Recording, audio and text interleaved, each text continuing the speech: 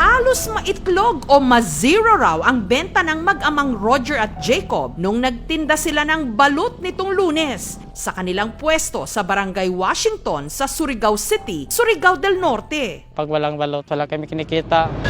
Hanggang sa tapat ng kanilang pwesto, ang 6 na taong gulang na panganay ni Roger na si Jacob may napulot. Sobre na sa loob, may nakasilid na pera. Bundle ng tigfa 500 pesos. Kinabahan po kasi malaki yung pera yung nakita ko. Nung binilang nila ito, umabot ng 50,000 pesos. Marami kong pera ng mga utang. Kung wala ang maghanap, sa amin na to. Pero kaninong pera ito?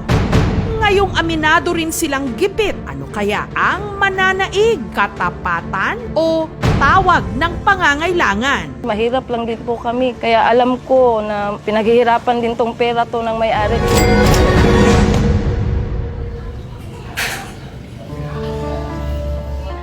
Sa pagtitinda ng balut, binubuhay ni Roger ang kanyang pamilya. Diyan na lang namin pinakakasya. Yung magastusin namin araw-araw. Ang hirap kumita ng pera kung hindi ka kayod, walang kakainin.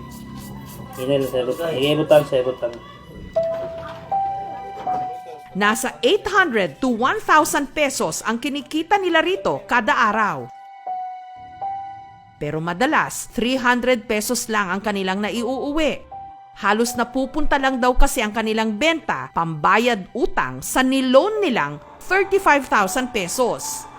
Ipinambili nila ito ng materyales sa pampagawa ng bahay na sa kasamaang palad na limas ng bagyong Odette taong 2021. Yung mga lublak namin, nga durog, at saka yung simento namin, nga basa sa ulan, hindi na po nagamit.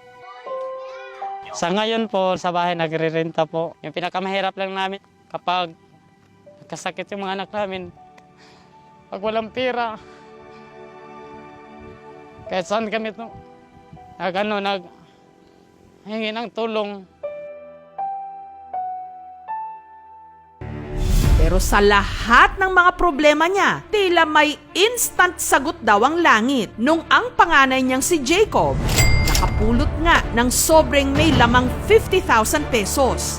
Sobra pa sa kailangan nilang bayarang utang. Dito ko po nilagay yung 50,000. Araw-araw ko po chine-check yung pera. Binibilang ko 50,000. Namutla talaga, parang nanginginig. Oh, pera na to.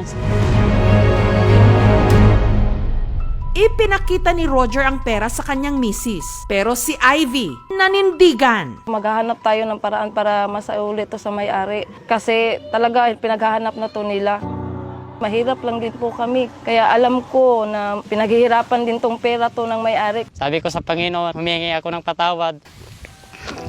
Kasi nag-isip po ako ng hindi maganda sa pera, sir. Sabi ko sa sarili ko, isauwi ko na lang. Hanggang sa may nakita silang naka-imprentang pangalan sa bundle ng pera. Hinanap nila ito sa Facebook at nalaman nila na hindi pala ito ang may-ari, kundi ang teller ng bangko na nag-issue ng pera sa nag-withdraw. Sabi niya na wala po daw nagrereklamo o nag-claim na nawala ng pera. Sinubukan naming kuhanan ng panig ang teller at ang bangko kung saan winithdraw ang pera. Pero hindi pa raw sila magbibigay ng pahayag hanggat wala pa rin ang resulta ng sarili nilang investigasyon. Binalikan ng aming team ang lugar kung saan napulot ni na Roger ang pera. Ang kitang kwarta maubos, dibi. Hanggang sa may nakitang CCTV camera doon na nakahagip ng mga tagpo. Ilang minuto bago napulot ni Jacob ang sobre.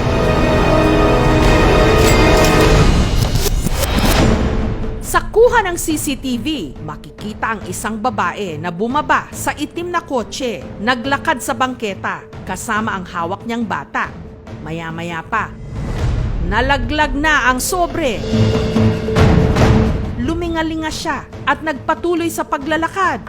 Pero may isang bagay na palaisipan sa mga otoridad. Baka may nagbigay ng instruction to sa kanila. Diyan nyo ibaba, diyan nyo ihulog. Hanggang ang mga otoridad may natanggap na lead sa pagkakakilanlan ng babae sa CCTV.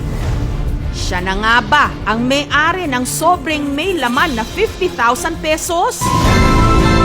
Sinadya nga ba niyang iwan ang pera? Sa investigation namin, yung pera talagang Ano ang kanyang motibo? First time talaga ang mangyari dito. Tuloy ang investigasyon sa aming pagbabalik.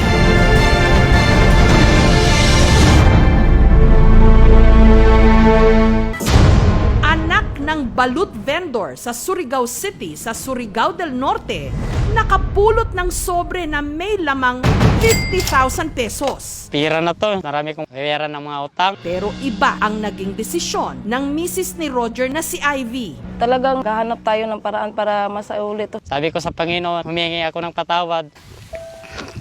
Kasi nag-isip po ako ng hindi maganda sa pera, sir.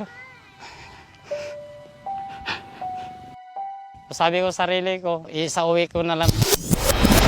Sa pag-review ng CCTV sa lugar, nakita nila ang isang babae na hanggang balikat ang buhok, nakasuot ng blue-green na damit at asul na shorts.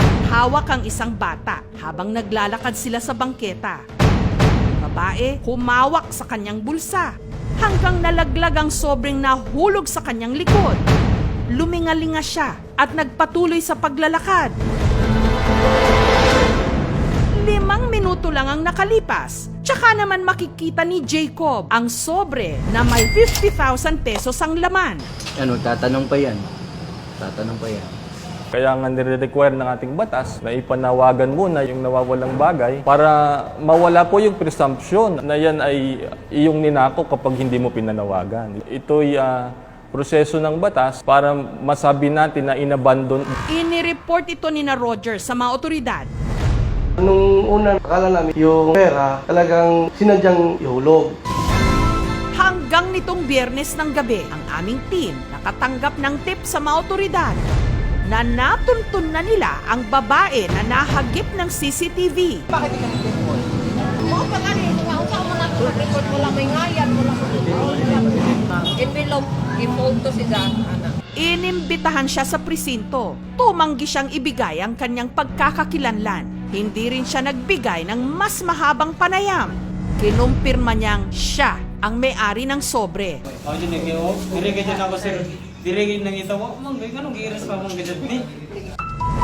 Na hindi raw niya napansing nalaglag.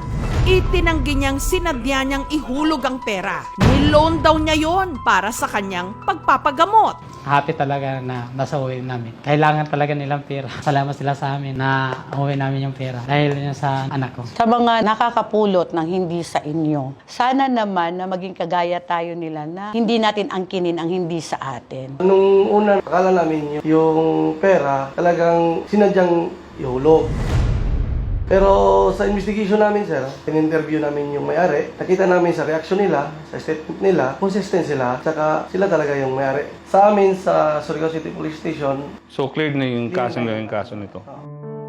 Balot man ng pagsubok at problema sina Roger, gipit man sila at lahat ng dahilan nasa kanila para pagkainteresan ang napulot nilang pera, hindi pa rin daw sila magpapasilaw dahil isa raw sila sa mga mas nakakaintindi sa pakiramdam ng nawalan. Mahirap lang po kami. Importante po sir na hindi may makagawa ng hindi maganda sa iba yung pera magamit namin na hindi sa amin.